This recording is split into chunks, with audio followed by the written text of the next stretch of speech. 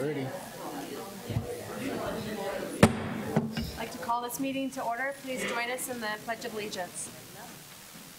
Pledge allegiance to the flag of the United States of America and to the republic for which it stands, one nation, under God, indivisible, with liberty and justice for all.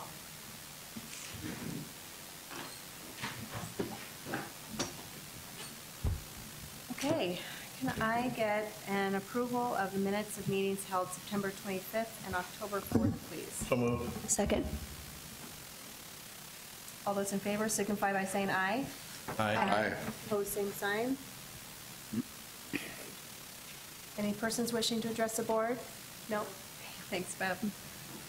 And can I get an approval of the agenda, please? So moved. Second. Any discussion? All those in favor signify by saying aye. Aye. Opposed, same sign. Okay. Dan, good news report.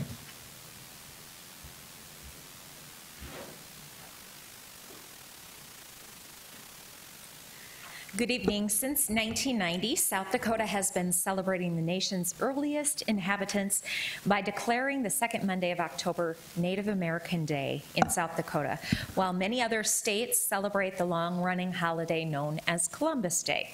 Of course, Native Americans were the first to discover and live off of our land here in the United States. With that knowledge in hand, Native American Connections facilitator Anna Brokenleg Keller, students and community members set out to create an educational video. Since we made it live on the Sioux Falls School District's YouTube channel last Thursday, October 5th, I just checked about 30 seconds ago. We have broken the 900 mark for number of views. We are currently at 914, and as I've been watching it in the last hour or so, it's about 1 view per minute. We keep ticking up, so that's super exciting to see the number of people who have viewed this educational video. It does serve as a true reminder of why South Dakota celebrates its first people, and we will view it here.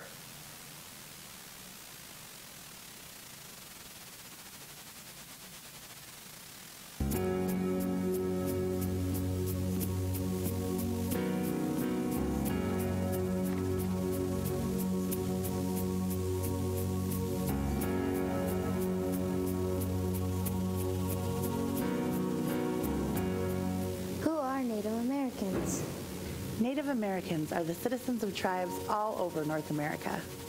Their ancestors were the first people who lived in North America.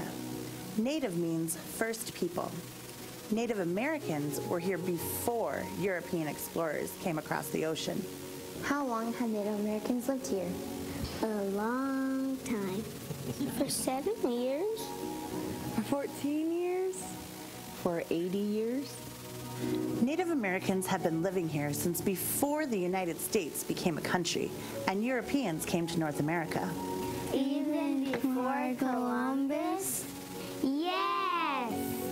Before the dinosaurs? Don't be silly. Where do Native Americans live?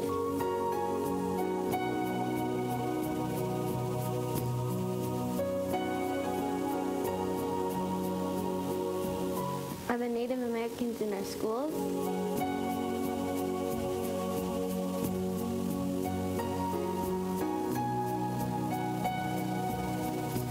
Are there Native Americans in our communities? I am Native. I am Native.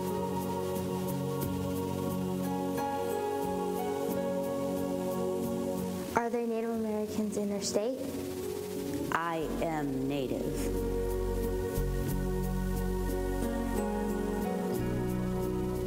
I am Native. Are Native Americans Indians? The name Indian was given when Columbus thought he reached the country of India, so he called the people he met Indians. Do we call Native Americans Indians?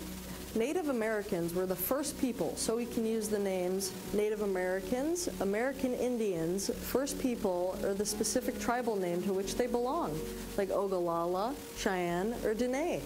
Why do we celebrate Native Americans Day instead of Columbus Day?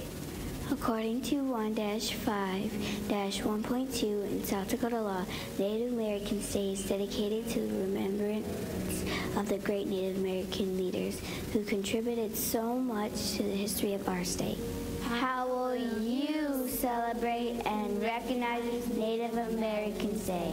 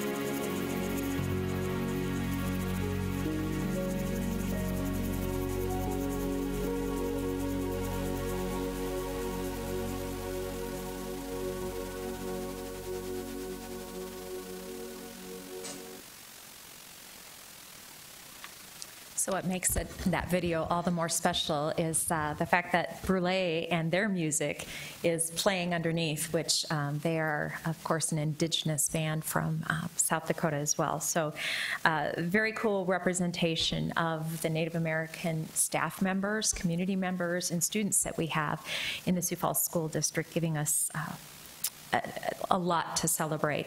Anna Broken-Keller is with us. She's a member of the Hawthorne staff, and she's going to come up this evening to tell us a little bit more about how this video came to be, and also share with us some other information from our city. So thank you very much for having me this evening.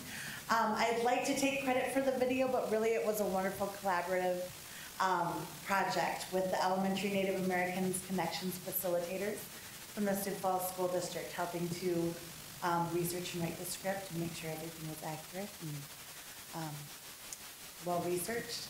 And of course, all of the students and staff members who helped contribute their time and effort, and Ben Schumacher, of course, and his wonderful production abilities to help us make all of this happen. It was a pleasure to be able to do it and make it and help the kids get involved in being part of the education process for other people in our community. I was also privileged enough to be at the city council meeting on Tuesday, and I'd like to read for you quickly a short proclamation from the city council and Mayor Mike Huther.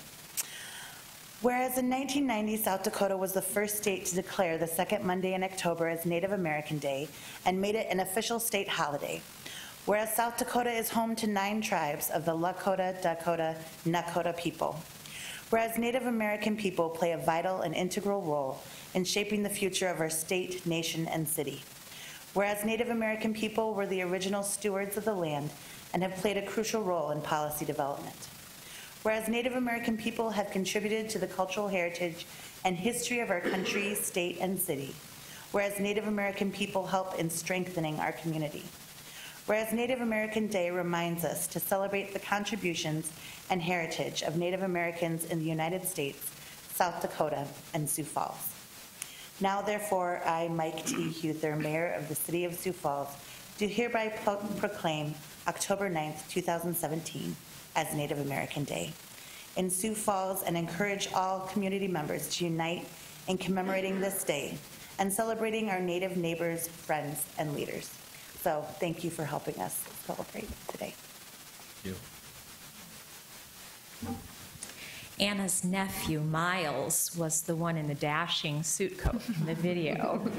And so Miles, we invited him, and he and the other students in the video really took on a teaching role in this video, helping us to have those conversations about why it's important that we celebrate Native American Day. So we're going to ask Miles to tell us a little bit about himself and maybe include in there thoughts for the future, what he'd like to do when he grows up. So, Miles, the microphone is yours. Alrighty then. So I'm 12 years old and I go to Edison Middle School and I'm enrolled in the Rosebud tribe. And I am hoping that I can go to college when I'm older and possibly medical school to become a doctor when I'm older. So yeah. Thank you, Miles. Congratulations.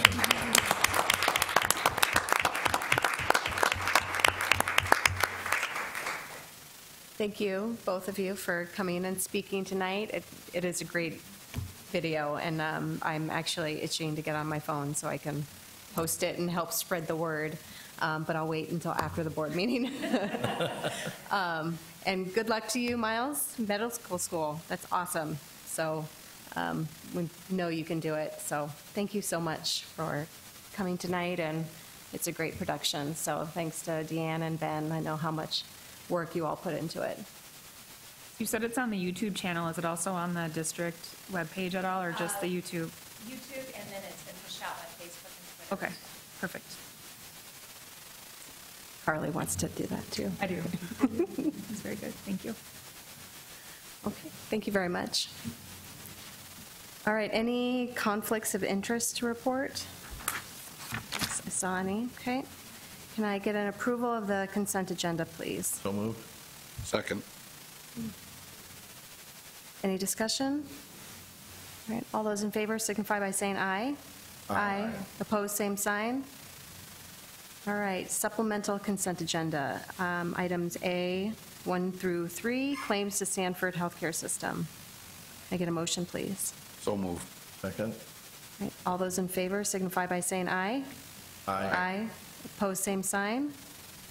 All right, that passes with 2 abstentions, Board Member Ryder and Board Member Mickelson. And can I get a motion for items 9B, claims to Avera? So moved. Second.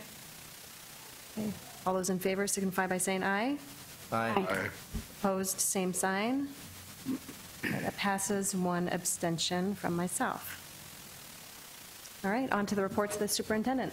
Okay, our first report tonight is the report from year 2 of the Summer Climb program. You'll remember that Summer Climb was a summer program that we instituted in the summer of 2016, really to help us try to get our students on par with their district-wide and statewide peers in regard to reading and math achievement. So with that, an update on our results is Dr. Boyson from our Curriculum Services Department. Good evening. Here tonight just to update you on the second year of Summer Climb. This past summer we had 231 students in grades K through 3 at LBA, Hawthorne, and Hayward Elementary Schools participate in the Summer Climb program. The enrollment increased by 60 students, or 39% over the previous year, and 78 of those 231 students were second-year attendees in the program. Students were selected to participate in the Summer Climb program based on their needs for additional support in reading and math, as evidenced by their scores on the Developmental Reading Assessment, the DRA, Advanced Math Recovery, ABMR, and the MAP assessment, the measures of academic progress. So that's how our students were identified. They attended the Summer Climb for 8 weeks, Monday through Thursday. They arrived between 8:15 and 8:30, had some breakfast, little physical activity, and then they were engaged in reading, writing, and math skills in the morning. And then they had the afternoons filled with opportunities to apply those skills in real-world activities through field trips and projects in those buildings. Student engagement and motivation for the summer climb program was assessed through behavior and attendance reports.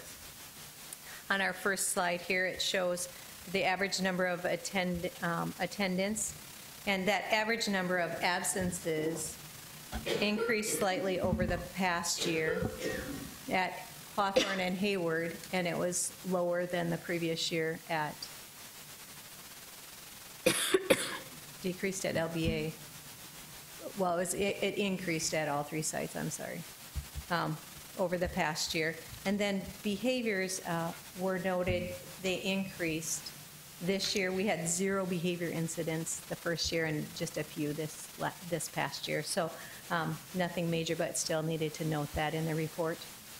We used the NWEA to measure their growth from the spring of 2017 to the fall of 2017. And grades K through 2 took the MAP growth for primary grades, the MPG, and the students in 3rd grade took the MAP assessment. And the primary grade assessment has a read aloud feature, and it focuses on early literacy and numeracy skills, while the 3rd through 6th grade assessment focuses more on content knowledge and alignment to grade level standards. So we'll look at those growth scores for that. The MPG and the MAP data measures student growth. We're going to look at, first of all, we will look at the summer climb in the area of math. The data indicates that the students who participated in summer climb and their non-attending peers all experienced what we like to call the summer slide. However, the students in the summer climb program regressed less than their non-attending peers, if that makes sense. So that first group in kindergarten are in the light blue are our summer climb students, and they had a growth. They did have growth, 1.2 as measured to their non-attending peers at 1.6. So they measured growth, but first, second, and third grade students had a regression of skills over that summer from the spring of 2017 to the fall of 2017. And that's in the reading in the area of math. And then we'll look at the area of reading. Kindergarten, first, and third grade students who participated in summer climb showed academic growth from the spring of 2017 to the fall of 2017 as measured by the MPG and the MAP assessments. Kindergarten growth was in summer climb was 9/10 as compared to their non-attending peers of 2.9. And then first grade, summer climb students had a growth of 2.6, so they outpaced their first grade non-attending peers. Second grade, we see that that decline, and you noticed that on the previous slide too, the big dip that goes from in that second grade group. But we have to remember, in the spring they took the MPG assessment, but in the fall they're third graders, so they take the MAP assessment, and those are two different tests, but we still compare their data. So that's why you see that big decline in both the reading and the math area. So that's important to note. And then when you look at third grade in reading, we had a growth of 2.2 for summer climb students and non-attending peers of 2.9. And those are our students that attended for 1 year. Then we were curious to see how our students that attended for 2 years in summer climb did. And so we looked at, these are the 78 students that attended for the 2 years. So the second grade students displayed, I'm sorry, yep. So when we look at this, the students displayed a negative 3.4 in reading as compared to their non-attending peers of a 5.2. So when we look at, these are our second year students, I'm sorry. Kindergarten, I read the wrong slide there. Okay, let me start over. The summer of 2017 was the second year for summer climb. 78 of the original 171 students returned for a second year of the program. Student growth in the area of math and reading for the second year participated is documented here on these two charts. So when you look at this, our students that participated in the second year of summer climb made nice growth. The students that started as kindergartners, but now this fall are second graders, outpaced their non-attending peers. Our first graders, the first year, who are now third graders, again outpaced their non-attending peers, and the same thing happened with the students that started as second graders, but are fourth graders right now. So nice growth in all grade levels there in math. And when we look at reading, we see that same growth in reading for the students that are currently second graders. It's not quite as high as their non-attending peers, but it's so close. And then when we have first to third grade, outpace their non-attending peers, and second to fourth, outpace those non-attending peers also. So we can see as students participate in that program for more than 1 year, that the advantages are there for those students, and they are making gains over their non-attending peers. So we had 231 students in K through 3 at Laura B. Anderson, Hawthorne, and Hayward participated in the summer climb program for the summer of 2017. The enrollment increased 60 students over the previous year, and 78 of those students returned for a second year. Student growth was measured by the MPG and the MAP assessments. Students who participated in 1 year of the program experienced summer slide, but to a lesser extent as compared to their non-attending peers in the areas of math and reading. However, students who returned for a second year of summer climb outpaced their non-attending peers in math and reading. Questions? I'm curious, do we have any data before the summer slide program was started as to the demographics, what their typical percentage of summer slide was prior to the program being implemented at all? That is a good question, and I'm not sure. We would have smarter balanced results for third graders, but not for K1 or 2. Right, yeah. And we didn't give the MAP test then, so we wouldn't have that. I don't know what else there might be. Maybe just DRA scores. Right, unless we could look at which DRA aren't normed. scores. Right. But that would be the only thing that we would have that would be consistent across those. Can you remind me, the 60 additional students this year, we added staff, or we identified more students that qualified, or a combination of the two? Good question. You know, we wanted, typically it was for K through 2, but we wanted to be able to include those students that were second graders last summer to come back as third graders this summer, so we did add an additional staff, so that way we could have those third graders come back. Okay. So then that's why we have third grade information where we didn't have that last year. Okay, thank you. And what about the students that did not return? Did we ask why? I mean, did we seek out any information about maybe why they chose not to? I don't have anything written. You know, the building administration really worked hard with those families to get them to return. And it was for various reasons that they chose not to. Same thing with the absences. When you look at that, the number's a little bit higher, but it still allowed students to participate in camps and vacations and those types of opportunities. But the strength is there with those students that did return, and I think that will be a great selling point when they go out to recruit for this next year, for the third year. Absolutely, I agree. I think, too, when you look at the numbers, it's easy to say the non-attending peers, but some of those peers maybe didn't need to attend and were already doing very well. So when you're comparing numbers to say the students who didn't participate, it may have very well been that they didn't need to participate because they were at grade level or above grade level. So when you're comparing them, you're already kind of, I don't want to say competing, but you're not really looking at students maybe who needed the help. And so I think that gives even more emphasis to the strength of the program to say, look at how close we've gotten to these students. to maybe their peers that were already at grade level or who were performing. So I think maybe thinking about that when you're comparing the numbers and not just saying, well, these students didn't go. They didn't go because they were already doing very well. And now we've gotten our students to be closer to where those students are at. So I think that's a really great point, because it is the whole peer group that we're comparing them against. It's not just students who would qualify. Right. It's that whole peer group. So thank you. The MPG and the MAP, are those mandated to be given at those grade levels? I mean, there's a little bit of a disparity in how the results come out. Can we give the MAP?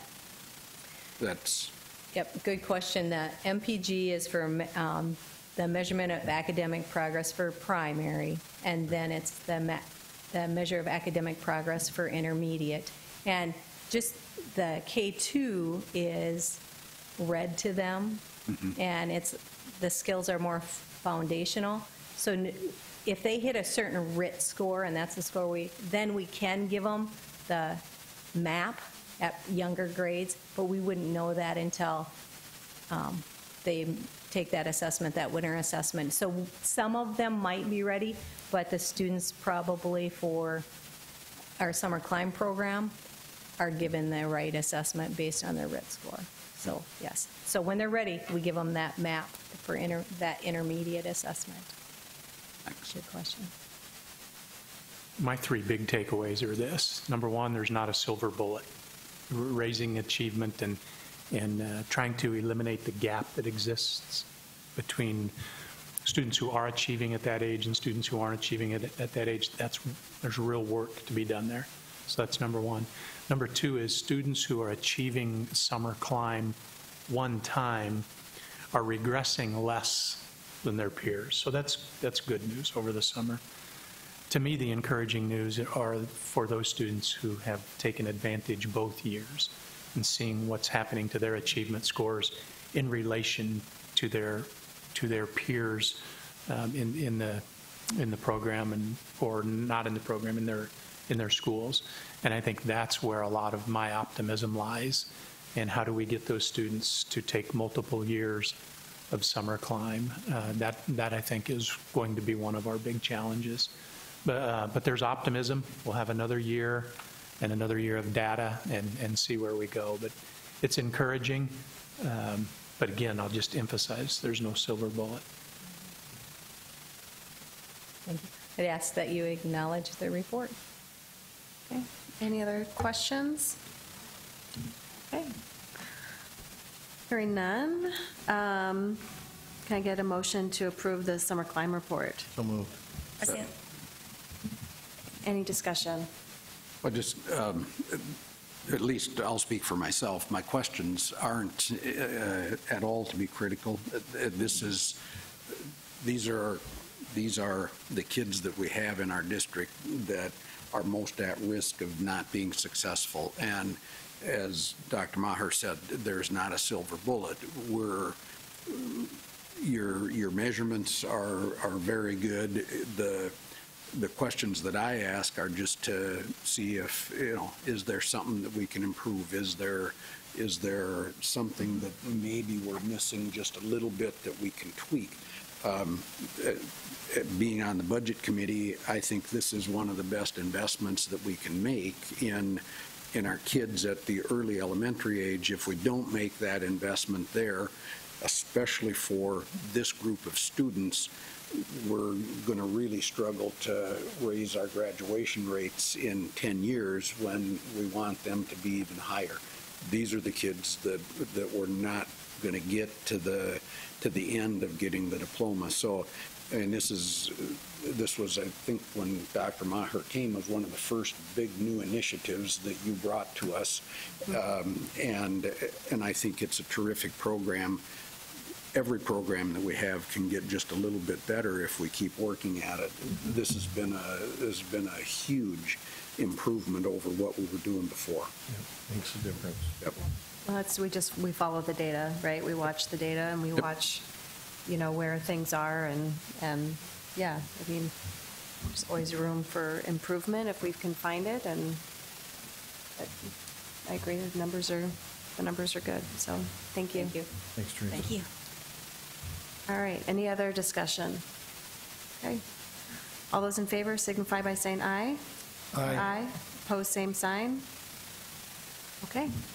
All right, the second report that we have tonight also comes to us from Curriculum Services. And as you well know, many of our teachers work their tails off in the summer to get ready for things that happen during the school year. And so a report that will be brought to us tonight by Kristen Granager is a report on some summer research projects. This is an exciting report to give because the Sioux Falls School Board and the Sioux Falls Education Association have jointly supported summer research as part of the 2013-17 agreement. And last spring, we had a large number of applicants, and we were able to award 8 research grants. And so I'm going to briefly give you a short synopsis of each, and then I know many, if not all, of those who received those awards are here tonight, so we'll have a chance to acknowledge them as well. Katie Kopp was looking at results in Algebra 2. She was looking for trends between students who were successful in Algebra 2 and those who did not successfully pass. In looking at the data, she is looking at coming up with specific strategies for students who are coming into Algebra 2 who have not been successful in prior math classes, and working with teachers across the district to find ways to help those students be successful in Algebra 2. Casey Elder and Andrea Peterson looked at the important vocabulary words in our science and social studies, because we know that students really need to use that content vocabulary in the class. They connected that vocabulary with a speaking activity and a go-to strategy, and then also created sentence stems so students could use those in the classroom. And I probably should have mentioned that they are at the Elementary Immersion Center, so this was specifically geared towards our elementary immersion students. Margaret Dalton is one of our high school instructional coaches, and she was looking at ways that we can be even more effective with that program, particularly due to the fact that in recent years we've hired a lot of new hires into the district who are veteran teachers. And it's very different to coach a new hire freshly out of a university than it is to hire a new hire who has some veteran experience. And so she was looking at different strategies and reviewed a lot of literature to determine some effective strategies, and she's been sharing those with K-12 coaches in the district this year. Jolene Gordon and Trish Nelson looked at the program Ready Bodies, Learning Minds. And this is a program that works on physiological and neurological motor skills, learning, behavior control, and academic success for kindergarten and first grade students. And through her study, some of the things that she discovered were that using this program did improve motor and stability skills, that bilateral coordination skills were significantly improved, and that behavior occurrences also decreased. Christine Province studied helping struggling readers in the intermediate grades. She was focusing on the importance of fluency in reading comprehension and found that there were some positive results after 2 years of intensive and direct instruction. She also found 2 programs that she is using with small group instruction in her reading classroom. And those are WordWork strategies to develop decoding readers and materials through Reading Horizons. Jenny Taggart's worked with a mindful approach to teaching, and this helps students with some self-regulation strategies so that they are aware of their emotions and are able to handle those in the school and even outside of school environment. These strategies help students self-regulate, and then because of their ability there is also some positive correlation in increasing academic skills because they're not spending time getting in trouble. And she's been working to train staff on these mindfulness strategies so that they can be used by teachers and students this year. Rachel Turner is one of our chemistry teachers who works with our survey of chemistry class. And so she worked this summer to create video lessons. And there are several benefits of these video lessons. For students who are absent for various reasons, they have an opportunity to then view the lesson. And then also for students in recovery programs, or even as just another review outside of class, it's a chance to see that lesson again, stop it, start it, and develop further understanding. And then finally, Barb Newitt, who is one of our physics teachers, worked in the AP Physics curriculum.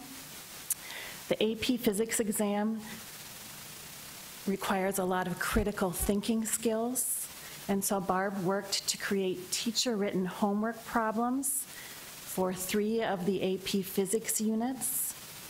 She used AP Physics problems as a guide, and so that really gave students some excellent practice for the AP exam.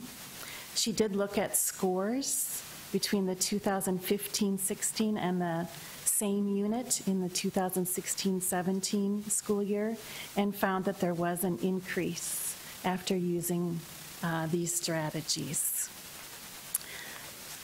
You may have noticed there is a short video playing while I am speaking. Because we had so many recipients this year, there is a longer interview version, a video that will be linked onto the website. So after you watch the Native American video, I encourage you to click on that link as well, where you will see all of our recipients interviewed, and they tell even more about their projects. Do you have any questions? Any questions? I don't have any questions, but I always have comments. So I was just taking notes as you're writing. So we have math, we have language learners, we have coaching strategies for peers, physical therapy, reading, social, emotional, behavioral, chemistry, physics. So I just think it's awesome that there's such a wide range of projects that were going on throughout the summer when you could have all been enjoying your time off, but you were putting your heart and soul and sweat and tears into helping students at all of our levels. I heard high school and elementary and high performing and low performing and all these different ranges. And so I guess I just want to say thank you for the work that you spent your time on in the summer. And I just I love the variety and the sheer numbers of students and teachers too that you guys will be impacting over the course of this year and for many years to come by taking your time this summer. And I know it's not a huge amount that you're paid to do that, so it really is a labor of love, and you're investigating things that you really are passionate about. And so I really appreciate that and the time and energy and the gifts that you're bringing back to our students in the district. So thank you for that. And maybe we can take a moment to acknowledge those teachers who are here. Please stand. Yep.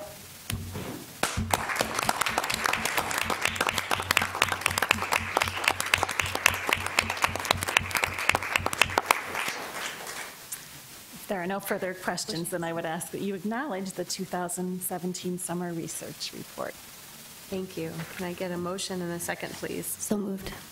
Second. Any other discussion? I'd just like to echo what Carly said. I mean, thank you for all the hard work. This is actually one of my favorite reports that we get in the fall, because I just love to see what you all are doing in the summer. And, you know, it just, as Carly said, labor of love for you all to be doing it and taking your time over the summer to do it. So thank you very much for being here and for doing all that work. And yeah, this will be the other video I will be watching later tonight. So absolutely, because I do love to watch those every year. So thank you. You know, they're all great programs. I personally know the speaking time for immersion students and understand the kids absolutely love that. I'm sure they love all the programs. So thank you guys for what you do. All right, I have a motion and a second. All those in favor signify by saying aye. Aye. Aye. Opposed, same sign. Okay. Okay, our third report, I notice Kristen hasn't gone anywhere. No, I'm still Our third here. report will be a 2017 high school summer up recovery program report. Yes. So beginning in 2016, Washington, Lincoln, and Roosevelt high schools all offered the Summer Up Recovery Program. With the implementation of the four-year cohort, there has been more of an emphasis on helping students to recover if they've gotten behind in their cohort. And every year there are 25 to 50 students who at the end of the term need a half a credit or a credit to graduate with their cohort. So this program uses online coursework and provides students with the opportunity to earn credits, either to graduate or to catch up with their cohort. This summer, Lincoln had 11 students complete requirements for graduation. Roosevelt High School had 6, and Washington High School had 13 students who completed requirements to graduate through Summer Up. The table that you see shows the number of students who were enrolled, the number of courses that they completed, and the number of credits earned in the summers of 2016 and the summers of 2017.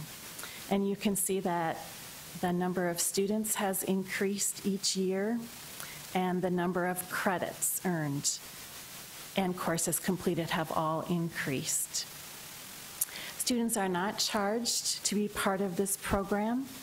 Each high school receives an allocation of just over $15,000 to fund the program. And that pays for teachers to be there to supervise while students are working on online courses. Do you have any questions for me? No, but thank you for your report, and it just shows that the district is really engaged in making sure we can meet the needs of everyone, especially those who are so close to graduating and just couldn't get there with their cohorts at the time. So thank you for your time. Mm-hmm. What types of classes are offered in the summer? Because I can't imagine, like when you say 11 students, 6 and 13 that were able to graduate, I can't imagine that all 11 of those students need the same class, you know what I mean? So what classes are offered? It's a wide variety. Okay. A lot of math classes, some English, speech, science classes, even art and PE, just a wide variety. Whatever students are missing, we make available to them through the Summer Up program. And most of them are online, did you say? They are online, yes. Any other questions? All right, then I would ask that you acknowledge the results from the Summer Up Recovery Program. Okay. Can I get a motion and a second, please? So moved. Second. Okay, any discussion? It's just another one of the pathways. I mean, we talk about multiple pathways, and, every one of these students is just as important as the kids that graduate at the top of their class, and they deserve to graduate. They deserve this just as much as anyone else. So you can't put a price on that kind of success. You know, it really hits me when Dr. Maher puts it into percentages, into numbers of kids that actually graduate. It's just another opportunity to help kids graduate. Thank you. Right, yeah, Thank you very much. All right, I have a motion and a second. All those in favor signify by saying aye. Aye. Aye. Opposed, same sign. Okay, thank you very much. And can I get a motion to adjourn, please? Is there any, sorry, I should ask, is there anything else that anyone else would like to discuss? No, hearing none. So moved. Thank you, Carly.